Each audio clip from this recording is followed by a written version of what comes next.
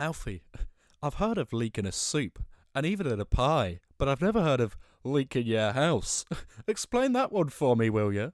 I woke up on what was it? Well, today's Tuesday, so it would have been a Monday. Woke up on a bright and early on a Monday morning to my nan going, "Alfie, Alfie," and I ran downstairs and there was toilet water pissing all over the floor in the downstairs bathroom, and there was a massive leak.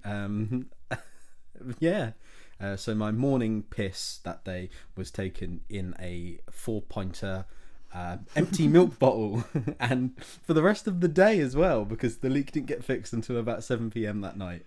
But other than that, we got there in the end. The leak got fixed. Bon appetit. Mm. And that's why I haven't seen Conclave.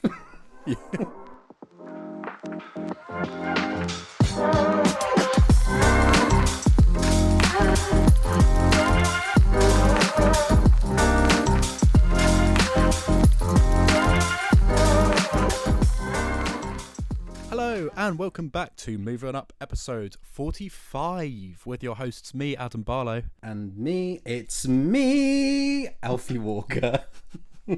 It's me. And if you care to find me, like to the Spotify page for Moving Up Podcast. If you can't guess already, we're doing our spoiler chat on Wicked. We have both seen it. I finally got around to seeing it after literal weeks of there being no cinema, no seats in the cinema. But finally got around to it, and we're going to get into that a bit more. So I reviewed it initially a couple of weeks ago now, but in the last episode. So go and listen to that episode as well if you haven't already. We got some glowing reviews actually for that episode. I think we both thought when we recorded it was a little bit like, oh, do we waffle a bit? But no, some people that don't normally listen to it reached out to me in the last couple of weeks and have said how much they enjoyed it. They were laughing their heads off in public, listening to it in their headphones.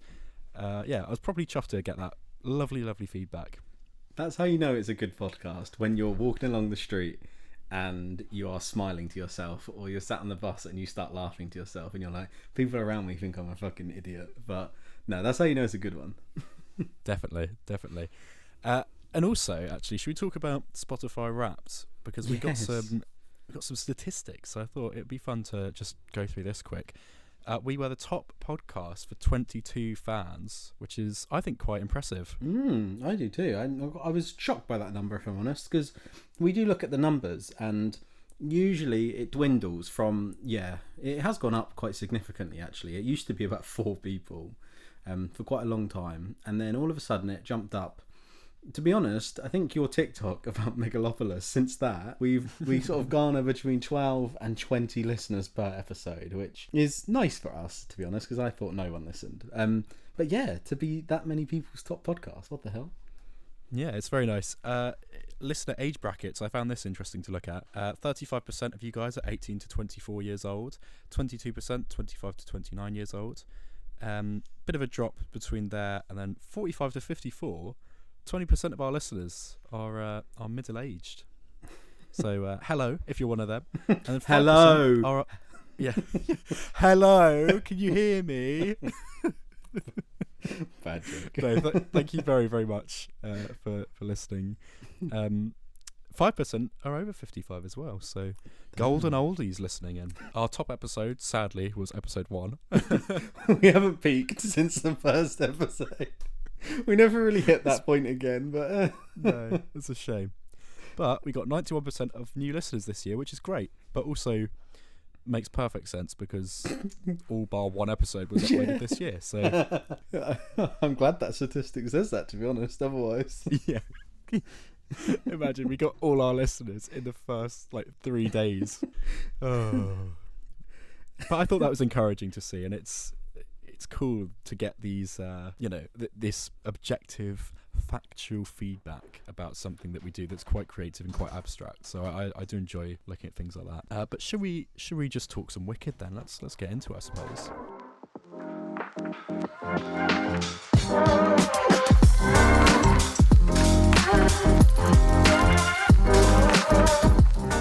Adam Barlow, remind me of your opinion of the film. So I've not seen the stage musical. I'm not a musical man, as a rule of thumb, but I often get swept up, maybe by one or two musicals a year. In recent memory, Tick Tick Boom. I really loved In the Heights.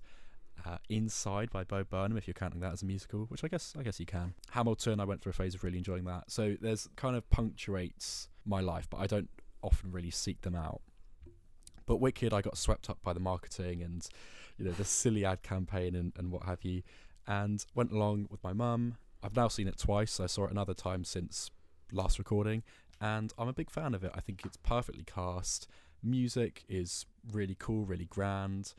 And for the most part, I think it looks pretty damn good as well. And it's got some nominations already for the Golden Globes. So it might even be a bit of an awards contender. You're spot on there, I think, overall. I'll briefly say, as listeners will know, I went into this film I wasn't going to go see it. The marketing and the awful press tour had annoyed me so much, I wasn't even going to go see this film. But then the social media and the like proper marketing and all the raving reviews meant, right, I need to go see it like fairly soon. And yeah, mate, it's pretty good, isn't it? It is a pretty good film. Like you said, casting is insane. Them seeing Ariana and Cynthia on the press tour, I was like, they're too annoying. But they absolutely embody the role so much. It's insane. I did not see Ariana Grande on that screen once, and yeah, it's the definition of acting, isn't it? So I guess it's a bit service level, but they really do just become the people on the screen. Not once did I think that it is, oh, you're the one who sings Thank You Next or whatever. Do you know what I mean? Like, she genuinely embodied the character, and same with Cynthia and the whole cast, to be honest. Yeah, mate, I thought it was pretty good. It's a film I think you'd be hard-pressed to actively dislike. I think even if you go into this with a very closed mind and you sit there with your arms folded, really trying to resist it, I think it would be difficult because it is so well put together and it's really intricately produced. The music, it's one of the main musicals that's really penetrated the wider cultural zeitgeist, I think, because Wicked, you say that and people will know, oh, it's about the witch from Wizard of Oz. Everyone has that base knowledge, really. So for them to make a film makes perfect sense. And I think it earns itself a bit of respect from me, just kind of by default, because I know, okay, well, this has been going, for over 20 years. People really love it.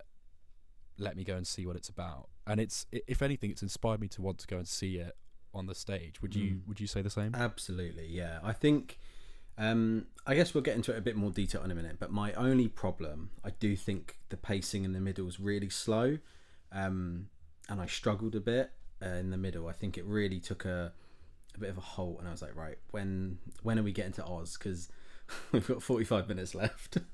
And I think potentially seeing the musical would remedy that, because the musical is a 2-hour show. It's not a 6-hour show. So I think potentially the musical would really work in its favour that way, and that I don't think it would have that big lull in the middle. And that is really my only problem with it, is just, I think it was a bit long, just a little bit long. But yeah, I'd love to go see the musical. I'd love to go see more musicals, man. I've literally seen none. And like you, I'm not a particularly big musical guy at all. But yeah, I think it would be something special to see it on the actual stage. Yeah, we're travelling and I'm in London enough, I don't know what I'm doing if I'm not seeing musicals. Seeing a musical, yeah, bro. Yeah, it's really, it's nice when something comes along and kind of shakes you and you're like, look, go and do this with your life. And you're like, yeah, you know what, I will, because I'll enjoy that, because you've convinced me. And fair play, Wicked, you've done that for me. And I think, Jeff Goldblum in it is great. He's kind of the main draw for me. That's why I went to see it. And the 2-hour 40-minute runtime, I think I did say in my review that it was, as you say, there's a bit of a lull before they get to Oz. And I did initially, when I first watched it, I didn't really enjoy the sort of High School Musical, low stakes rivalry at the beginning. But having seen it again on my second watch, and I'd listened to the soundtrack quite religiously in the gap between, I will say I think it's paced better than I remember it being, because I think I then knew where they were going, what had to happen before they get to Oz, and I actually think it has a phenomenal opening. Did you like that bit where the monkeys flying through? Yeah, absolutely. And it's literally the Wizard of Oz. They've remade it, the first bit, isn't it? It's that happens in the Wizard of Oz or whatever. Do you know what I mean? We never see that happen in the original 1939 film. And I know there's a whole neither is canon with each other kind of thing, but in your head canon, like Dorothy kills the Wicked Witch, and then now we get to see how Glinda reacts, and it's really cool. The monkeys flying out, and the like setting it up for someone who somehow hasn't seen the Wizard of Oz, and it's like a young girl just threw a bucket of water over her and she melted. Like, yeah, excellent. I think I thought it was excellent opening. The score in that, and the way it sweeps through over the water, and you've got the monkeys like skimming the water and then flying up over the cliff, and then you see the yellow brick road and the main 4 or 5 characters from the Wizard of Oz. I think that is so darn cool, and they do have that first bit of instrumental on the track. I've got the old album, the CD. Got the CD, made in Germany. It's at the start of No One Mods the Wicked, and mate, such a good bit of music. It's so epic, and it draws you right in. I knew after those 30 seconds, I was like, okay, where we go from here, I think might be quite good, because I like turned to my mum. She was more excited to see it than I was, I think, but I'm glad I went along because it really grabbed me from that point onwards. But as I was saying with the pacing, love the opening. I actually think for me where I struggle a bit with it is after the first song, when they're getting put into their rooms at Shears. There's I do like the rivalry song that they have. What's it called? What Is This Feeling? And I knew the Wizard and I song before seeing the film, so that was one I was familiar with. And I actually think that's a great moment that gives you a bit of a boost to get through some of the first act, because I don't know if you felt it, but that song particularly more than the others, when she finishes that song and it pans out and she's on the cliff edge, you cut, like there's really a pause where she's looking at the audience and you really do want to clap, and both times I saw it, people did clap at that point. Yeah. So I agree with you there with the Wizard and I one, and where she's looking off over the cliffs of Dover or whatever. Like, it really, you're right. It proper like punctuates the end of that scene, and I was like, right, I'm ready to move on now. Like, get me to the next bit of the story. And you're right. It really, like, right, this is the end of this section. Now we're carrying on, and I think it punctuates it really nicely. Definitely. And it's actually the bit after that, I think, where I struggle, because again, I think there's a bit of a lull. While the songs are decent, the dialogue and, you know, I was going to say what happens, but not really a lot happens in those moments. But as soon as Jonathan goddamn Bailey comes in, I love his sings song. His song. Yeah, his song is excellent. Dancing Through Life. I've heard man. so many people say that his song in the stage play is not good. Most people say it's the worst one in the stage play, and everyone is saying, like, my God, they have turned that around, and it is absolutely excellent in this. So I was like, I was starting to not struggle. Struggle's the wrong word, but yeah, starting to lull a little bit. I was like, right, come on, let's move on. Where are we going? And then he sweeps in on his horse. I was like, oh, wicked! Like, yeah, I'm back in it. Yeah. It's great. I loved his camaraderie that he has with the horse, because their animals can talk, and I think that it's really goofy. I think he's got incredible chemistry with everyone he meets, really, in that film. And the interviews that he's done with Jeff Goldblum, have been so heartwarming. Insane. The one with Henry Calvert was phenomenal. Yeah, and the way they were singing together, like, it was like they were on 2 separate press tours with Cynthia and Ariana versus Jonathan and Jeff. Like, yeah, it was crazy. Proper embodies the role, and the song was excellent. And you're right there, because there is a lot of moments where the pace does pick up. I couldn't tell you now if I had to pinpoint what I struggled with in the middle section with the pacing. I don't think I could tell you. But yeah, I just remember being like, right, I need to get somewhere now. We need to move on from Shiz University. I think maybe it is the setting. I guess because we've been to uni ourselves now, Yeah. we're a bit like, okay, I'm done with this. I've done this for 3 years. Yeah. I don't know how they got away with calling it Shiz University, as you said in your review the other week, and they say it so much. It's just like, what? But maybe that's a really specific, I don't know, British thing. Like, I don't know. Maybe. But, yeah. I mean, yeah. I heard you have to go to Fick College before you could get into Shiz University. Two C's. Do you want to run through the cast a little bit and just say what you think, if there's anyone that you particularly? So we've already said Jeff, amazing. The moment you arrive at Oz, that is when I was back in. The moment they start singing in Oz, they jump. I wasn't sure if we were going to have like a really long train journey. And I was like, oh no, have we got 15 minutes of them talking on a train now? But no, they skip straight over that and throw you off the train, and they start singing, and the wickedly talented Adele Dazeem turns up and starts singing, and the moment Jeff shows up as well. Yeah, I think we got a photo with it actually, which we should probably repost on the proper Instagram timeline, but we went to see the Wicked Christmas tree, although it's more of a mountain that they've got in the St Pancras station in London last week, and they had the actual props from the film. So they had Elphaba's broom, Glinda's wand, what else did they have? The book, yeah, and the train. The train, that's it. So that was cool to have that in the back of my mind watching it for the second time. But seeing Oz as a setting laid out, and seeing that they've recreated the mechanical big old Oz face, I think is so much fun. And apparently it was mostly practical as well, which was, I mean, I haven't seen pictures, I've just seen that reported, which is a really cool thing if that's true. Having that practical, awesome. You couldn't literally think of anyone else to do the Wizard of Oz, and I cannot. Like, they could not have picked a better person. What about Michelle Yeoh? Because she had I didn't really realise she was in the film, and then she showed up, and I was like, oh wow, she's got a major part in this film. I think she's serving looks throughout the whole film. I think her hair's incredible. I don't know if her singing's crazy good, if I'm honest, but she's a fantastic actress. I mean, she rightfully so won the Oscar for Everything Everywhere All at Once, and you know what, if she wants to do a little part in a musical, go for it, Michelle. Do whatever you want. I think she probably was the only character who was slightly lacking.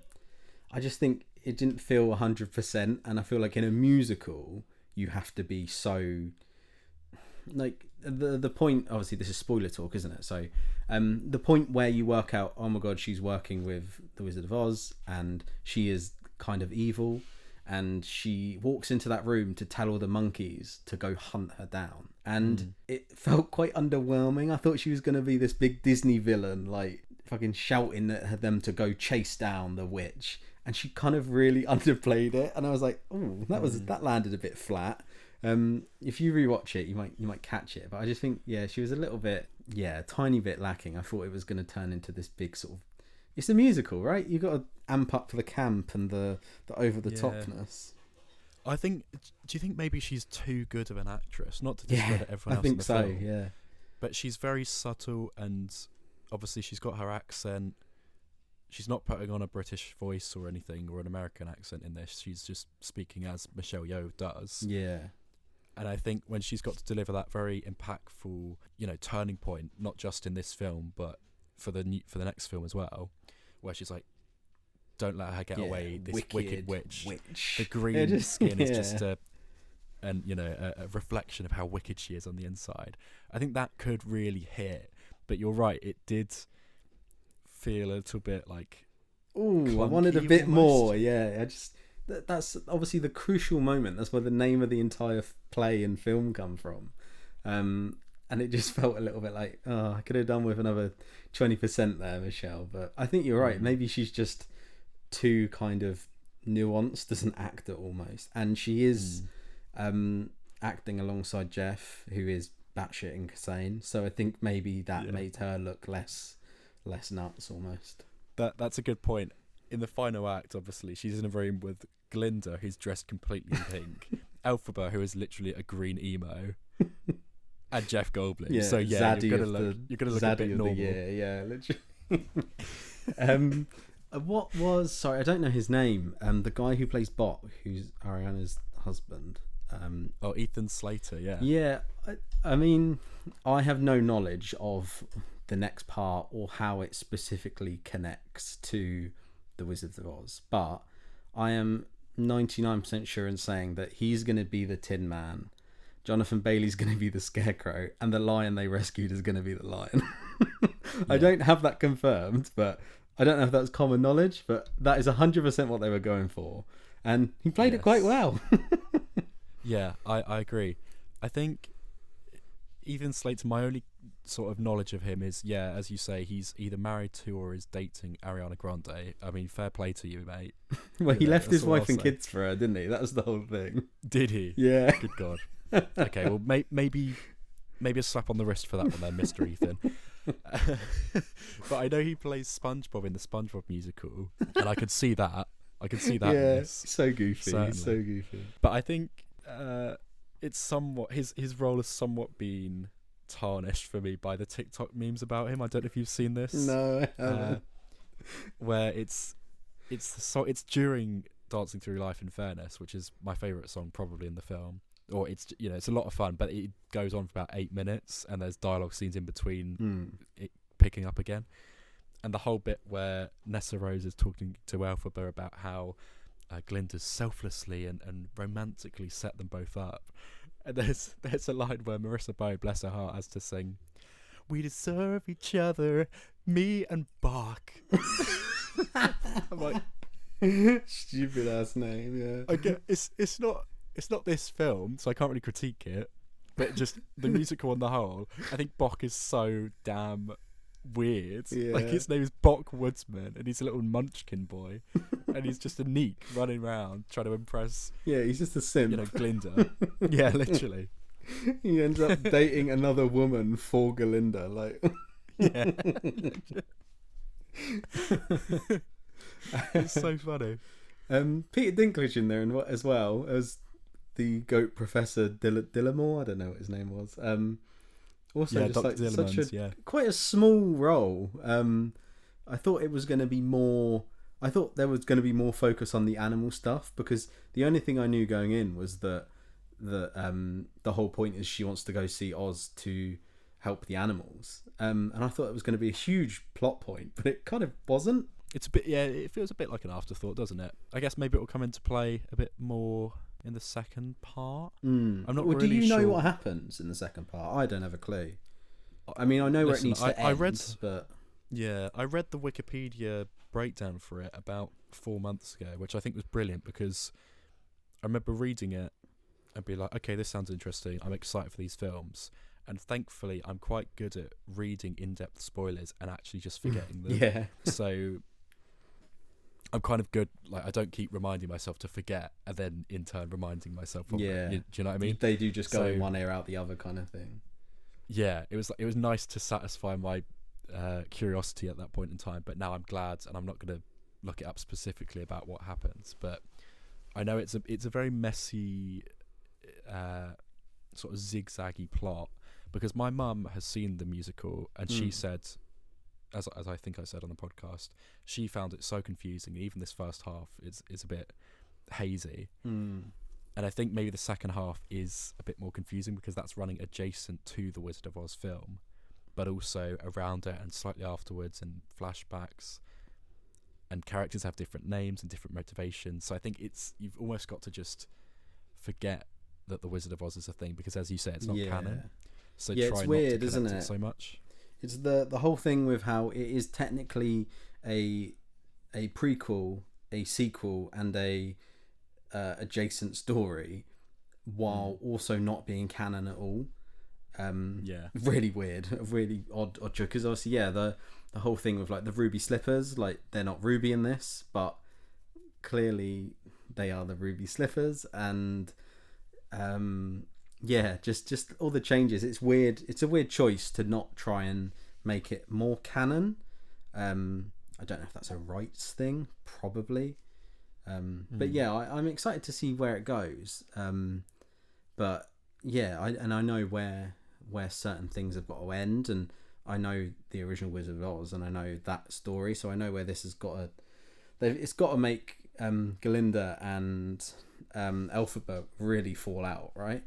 They need to, like, Galinda needs to get gaslit into hating her or whatever. I just don't know how. It all seems very sudden. Do you know what I mean? Like, because Elphaba obviously gives the monkeys their wings by accident. Then they're with her in the Wizard of Oz, yeah. But it feels like it escalates very quickly, because it's like, why have you then turned your back? Can't you explain yourself? Can't Glinda step up, and have a backbone? Apparently not. Yeah, it's weird that the whole town, the whole city or world has just flipped on a dime almost. Well, it's that whole thing again, at the it's beginning of the musical film, logic. yeah, where like Glinda is like, "Yay, she's dead," and they are really celebrating that she's dead. So clearly, something very serious has to happen in this next part to make her hate her so much. Yeah, interesting. I really don't know, which is good, like you've said. When you were just saying about if you've seen a spoiler and then you kind of forget it. In hindsight, I realised I had that with Indiana Jones and the Dial of Destiny, where I saw a shot of the set where he's in ancient Rome, and I remember at the time being like, "Oh wow." And then when the film came out, I was like, "Oh my god, he's in ancient Rome," and I completely forgot about it. I don't know how. Which I guess is exactly what you just said with reading the plot synopsis on Wikipedia. But I'm glad I don't know where it's going for part 2 next year. It's refreshing, isn't it? Because a lot of these films we cover on the podcast recently, Marvel stuff, Star Wars things, or even, well, the very nature of being an adaptation, it's kind of implicit that you have some background knowledge, but it is nice going in with, with no expectations almost. Yeah. Because it's like with Gladiator, another film that came out recently. I'm certainly a big fan of Gladiator. I think you appreciate the original, but you go in with so much baggage and an excitement or anticipation, whereas Wicked, you're like, that looks fun, I'll go along and see it, and you kind of don't need anything beyond that to be invested. And I think it's done pretty well at the box office, which is encouraging to see. And I'd like to see if Wicked Part 2 also does very well, they might just remake The Wizard of Oz. That's a crazy decision, isn't it? A film that's regarded as, like, you say, like, top films of all time, and people say Citizen Kane, Paddington 2 and The Wizard of Oz. Like, that's a mental thing to say, we're going to remake it. I can see them doing it, though. And like I said, I don't have this confirmed, but I'm pretty sure that Jonathan Bailey's the Scarecrow and Box the Tin Man. So imagine casting them and doing the film. Like, I think it would work. I don't have any emotional connection to the original Wizard of Oz other than just knowing it exists and watching it as a kid. So I'm not offended by that idea. I think it would be crazy for them to do, though. There'd be a hell of a lot of hate. Yeah, definitely. I'd be there for it, though. I was going to say as well, you mentioned the ruby slippers being silver. That is actually something that the original film changed from the book. Really? Wow, because they are silver, which is why I think in the stage show as well they reverted to be silver. The reason they made them red is just so that they looked better in the Technicolor film stock that they were using.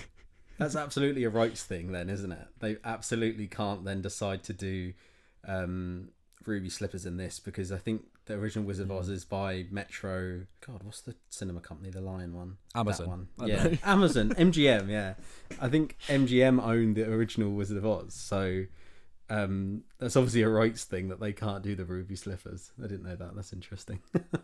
I bet someone's made an edit of it, and then they're going to release the red ruby slippers cut, and it's just that one shot changed. Is there anything else you want to talk about? Let me check the cast again. What did you make of just the kind of set design, the locations we go to?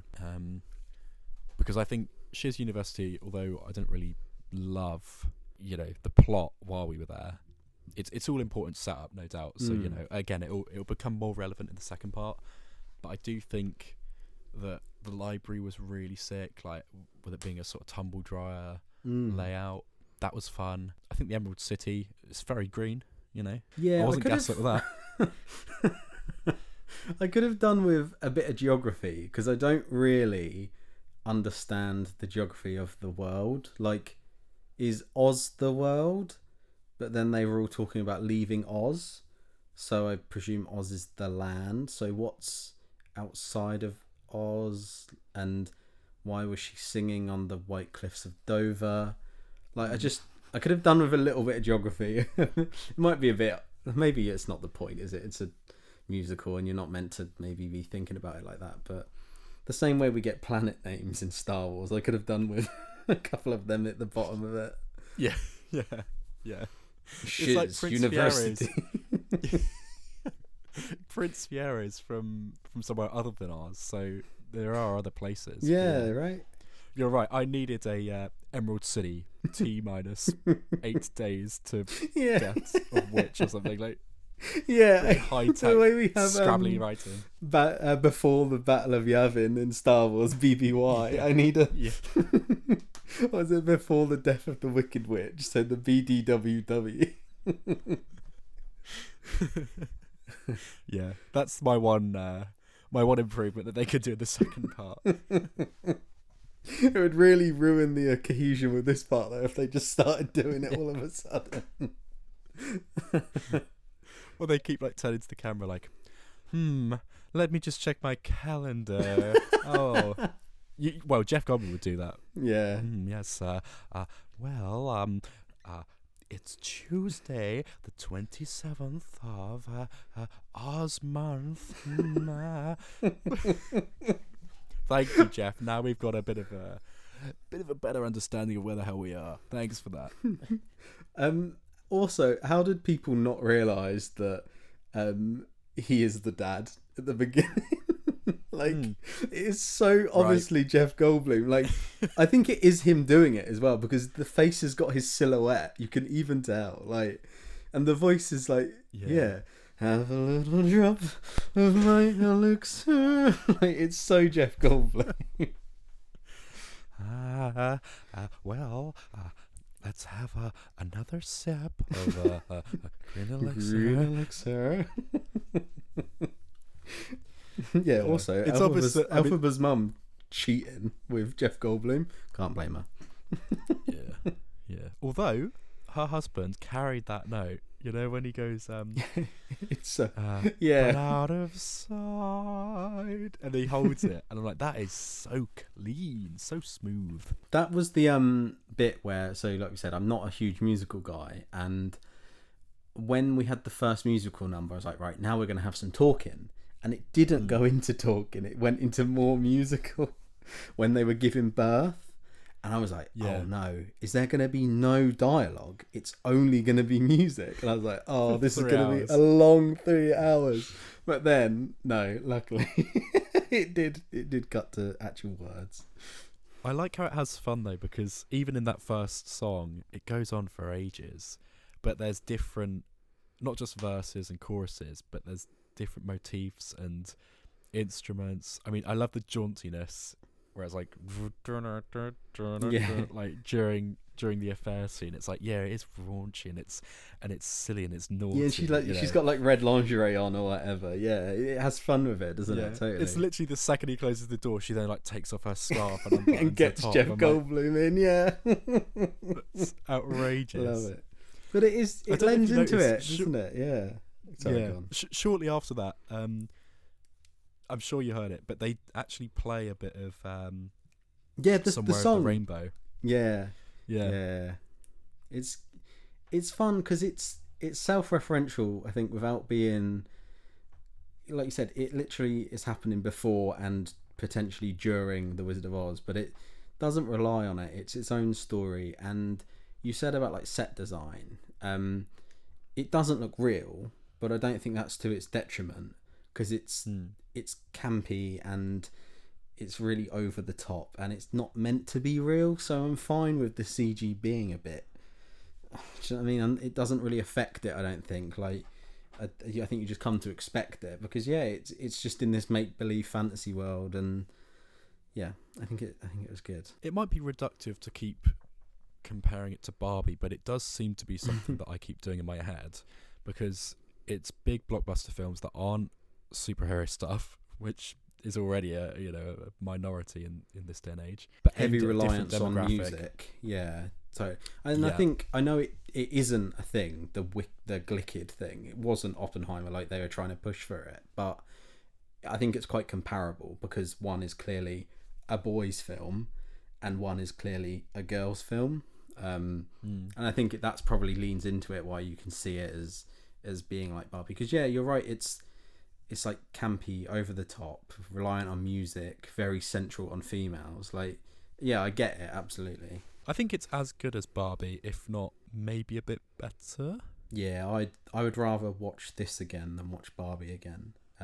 Yeah. Can we talk about the final number? Because I think that is like an amazing final 15 minutes. Like everyone was sat up in their chairs in that cinema. Everyone was like, "Oh my god, they're getting to the moment. Like we all know it's coming. We've been waiting 2.25 hours for this." The only thing that annoyed me about it is that they did show quite so much of it in the trailers. I'd say probably 25% of each trailer they put out was from the last 10 minutes, which I think is interesting because it does get the audience people, it gets the cinemas full because they know, right, that looks good, that looks cool, it's going to have that punch that it needs.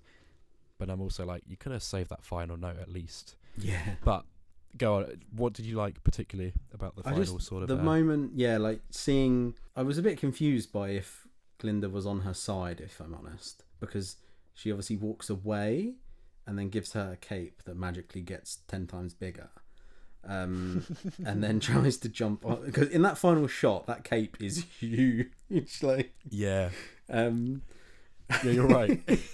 Like ginormous. But then she flies away from that shot and it's back to being small again. Yeah. It's cool though because it looks amazing. Like I was literally about to say, like when she flies out that window, it starts zooming about, hits that final note, and then the soldiers start joining in the singing as well, and then the choir chirps in, and then you've got like the classic, like the drums going dum dum dum dum as it's ending. Yeah, I just think it's so cool. I think it could make people emotional. Like if you're invested, it didn't me because I don't have a connection. But I think like if you've seen the show on the stage or you're a big fan of the books, like you're watching this thinking like, oh my god, this is amazing. And yeah, it was absolutely excellent. Like so good. Yeah, it's definitely it's got this sort of exhilarating escalation that I think that they. Again, it's the production of it. I think it really does work quite well. I think John M. Chu, who I believe directed... He might have even directed In the Heights. I could be wrong there, but he definitely did Crazy Rich Asians, which is a film I'm really fond of. And I think he might have did one of the Now You See Me films. So he's very good at dealing with these, with these blockbuster films that actually have a bit of nuance and a bit of cerebral... intellectual substance to them, I suppose. Yeah, like the metaphor is incredibly on the nose, isn't it, with the racism thing? But I mean, it works. That's what the whole story's clearly about. So it definitely works. But yeah, I think I've exhausted my. I'm sure I'm gonna finish and think, oh, I should have said that. But I mean, there you go. That's another thing. Could you understand Ariana Grande in that first song at all? Because I sure as hell could. Yes. Yeah, I was like sat there like, what is she saying? What is she actually saying? There's so many moments where she's singing a huge, a really high-pitched falsetto or whatever it is called. And my God, it's really difficult to understand some of the words. I think the sound mixing's a bit off, actually. Sure. Yeah. That might have just been my cinema. But I think that might be it. Yeah. There's words and sentences that you're like, that rhymes. I couldn't tell you what she said. What she said. I know it goes, but like the same with the bit where in that final note actually, where she's flying off and it then flashes to like people hearing Michelle Yeoh's character say like she's a wicked witch, and I thought like the music might like almost sound out, like all the noise would sort of dim, and then you just hear Michelle Yeoh go wicked witch, but it didn't. And I could just still hear her going and it's like, there's so much going on. I can't hear what people are saying. I just think, I think the sound mix was a little bit off. But like I said, it could just have been my cinema. Yeah, that's a good point.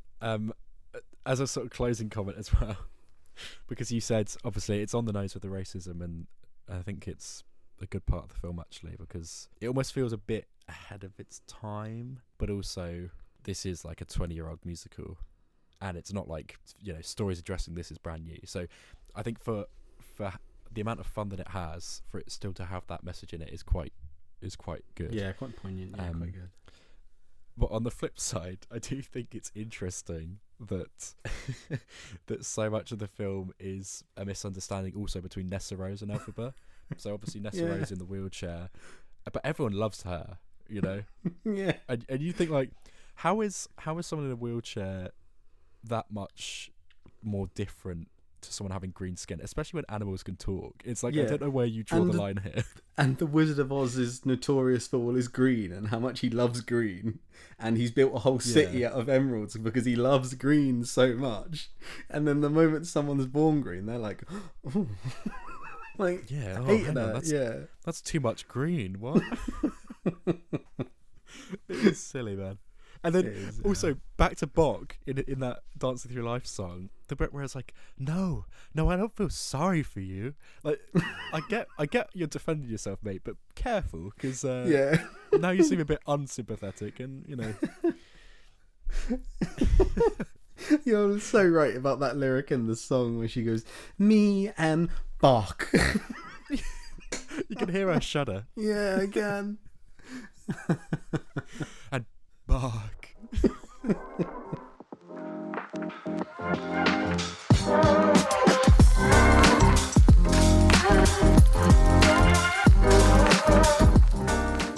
We're going to finish this little episode on a I'll read the full title. Answer these 8 wicked questions and we'll tell you with 98% certainty whether you're Elphaba or Galinda. No good personality quiz goes unpunished. By Isabella Torchia from BuzzFeed.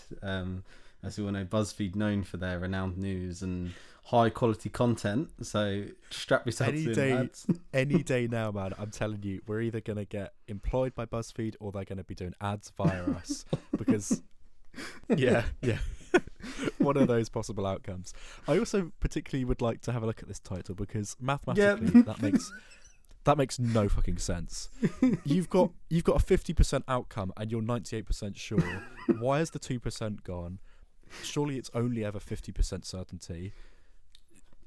And why isn't it just answer these 8 wicked questions and we'll tell you whether you're Elphaba or Galinda, not and we'll tell you with 98% certainty. Do you know what it is? It's the opposite of search engine optimization. There's needless cannon fodder in terms of characters in there. Do they get a raise if they make the title longer? What is this, the Daily Mail? Do you reckon if you Google 98% certainty, it comes up with this quiz? Like, almost that's the SEO like they're looking for. Yeah. Will tell you is the key phrase there. And wicked is in quote marks as well, because they weren't sure if you understand that reference. Yeah. Wicked, I guess. I don't know. You know what? Also, I could tell you with 100% certainty after one question. I could just say, do you think you're more Elphaba or Glinda? There we go. Cut out the middle, man. That's what I say. Yeah, and that's 100%. Wicked Part 1 is finally around the corner, and I could not be more excited. Sings the high note at the end of No One Mourns the Wicked. Nice. Yeah, if you can. And so, with November 22nd fast approaching, thank goodness I made this quiz to reveal with absolute certainty. Absolute certainty. God, we're changing the goalpost every fucking sentence now, aren't we? 98% and absolute is 2 completely different things. I already love this. Absolute certainty. If you're an Elphaba or Galinda. First question, I think we'll take it in turns to run through. Pick an Ariana Grande hair era. Red Ariana, Bangiana, oh it's a pun, I get it. Cat Ariana, or Low pony Anna. We've peaked. Listen, I know I didn't grow up with Nickelodeon stuff, but I do like the red hair. But then the picture of Ariana Grande with cat ears, it's kind of doing something for me. Rose in a weeboo is like, I'm going to go with low pony Anna. It's where she's got a blonde ponytail and she's wearing a white East 17 Christmas video jacket. I've gone for cat ears. Next question. Choose a song to belt at karaoke. Since You've Been Gone by Kelly Clarkson. The Winner Takes It All, ABBA. Shallow, Lady Gaga, Bradley Cooper. Or All Too Well, 10-minute version, Taylor Swift. I'm going to go with Winner Takes It All by ABBA, personally. Do you know, I would ordinarily go with ABBA, but I don't love that song, if I'm honest. So I'm between Shallow and All Too Well. I think All Too Well. Because you know the bit where it's like, and there you are again, just to... Or, you know, however it goes. It's like, just to break me like a promise. I'll belt it out. I won't get it right. Before we continue, can we have a guess? Do you think you're an Elphaba or a Galinda? Because let me tell you, you are definitely Galinda. Do you think so? Oh, yeah. Man, I always thought it was Elphaba, but... No, I'm pretty sure. Yeah, maybe you're right. Pick an iconic witch. Stevie Nicks, Hermione Granger, Sabrina Spellman, or Agatha Harkness. I'm going Stevie Nicks, personally, as a big Fleetwood Mac guy. I might go with Hermione. Hermione. I should not have said that. Choose a pair of red shoes. So you've got, I don't even know how you describe these. You've got the ruby slippers from trademark the from 1939 MGM classic. Yep, of course. You've got some kind of pumps, Converse. Yeah, you've got some cowboy boots with some nice embroidery, and then you've got goat hoofs. Yeah, shoes that have a separate compartment for your big toe. It says Samir Hussein there, but that seems like something that Barry Keoghan would wear.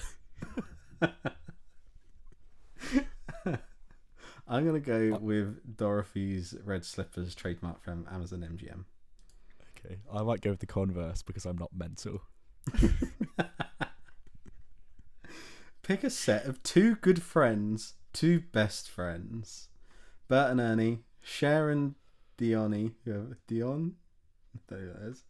Frodo and Sam, Mia Thermophilus and Lily Moscovitis. I don't know who they are, mate. Tia Megalopoulos. Yeah, who's that? No idea. Straight up Bert and Ernie for me. Ooh. Between Frodo and Sam and Bert and Ernie. Put it this way. I thought you were just going to go, put it this way. Frodo and Sam. Just say the answer. Put it this way. Cher and Dion. No. I don't see Bert following Ernie to Mount Doom, so I'm going to go for Frodo and Sam. So true. Choose a movie musical adaptation. Mamma Mia, Wonka, Mean Girls, or Phantom of the Opera. I'm going to go Phantom of the Opera. I love Mamma Mia, I really do, but I've got to go with my boy Timmy. Have we spoke about the time we were at a university prees, just after the release of Wonka, and Adam was dancing to the it's chocolate, and it's chocolate, and he's doing the dance and knocked a full 2 litres of Diet Cola off the table, and it sort of shot around the room in a fashion like it was from Drop Dead Fred or something. It was something quite special, actually. It was imagine... The lid was slightly ajar, okay, guys, and I didn't fizz it up, I just hit it with my arms as I was swinging them back and forwards, and look, it sprayed off, it hit me in the tummy, and I went whizzing around the room like, whoa! like you've let go of a half blown up balloon. It was that kind of vibe. It really was very comical. Yeah. Simpler times. Oh my god, what a great next question. Love the reference. Pick your favourite Adele Dazeem role. Shelby Corcoran in Glee, Elsa in Frozen, Nancy in Enchanted, or Moran in Rent. Interesting that they've not chosen her role from Wicked, but we'll... No, because that would then be absolute certainty 100%, but this quiz is only 98%. It's only 98, yeah, very true, very true. I'm going to go with Elsa, just because I haven't seen anything else. Yep, same. Last but not least, what's your sign? I'm a fire sign. I'm a water sign. I'm an air sign. I'm an earth sign. If I know BuzzFeed, and I think I do, they've based everything on this last question. Everything else was irrelevant fun. I'm a water sign. I think I am as well, yeah. I got Glinda. I got Alphabet. My world has been rocked. What? No, this is the wrong way round. Yeah, that's wrong. How the album art for the Wicked episode is the other way round. What the hell? What a twist. Apparently, I march to the beat of my own drum, and I'm not afraid to stand up for what I believe in. Wow. Mine is, you're Galinda Upland. It's good to see me, isn't it? Why, yes. You're the bubbly, charming, and sometimes hilariously self-absorbed life of the party. Thanks, BuzzFeed. I mean, the way you read that out, it's... You're bubbly, charming, and full of energy. You're bubbly, charming, and full of energy. And then you can rate the quiz at the end with an emoji. And there's currently 65 angry faces. I like the one that's 27 people are just bawling their eyes out. And 39's head have exploded. I'm going to do that as well. Yeah. Oh my god, I'm Galinda. Man, what a laugh a minute those quizzes are. God, there's so many more quizzes.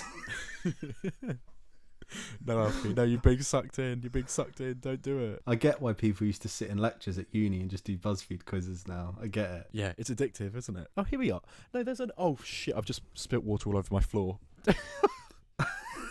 I've just kicked a glass of water all over my floor. No.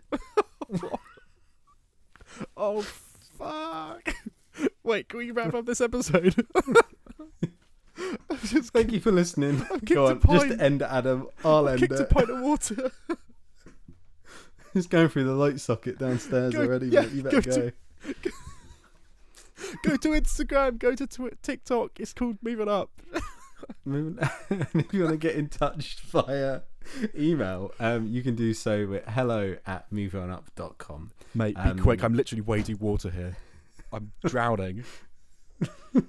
Just like the Wicked Witch in The Wizard of Oz. How poetic is this, though? You started the episode with a leak. I've ended it with one. And on that note, see you next week.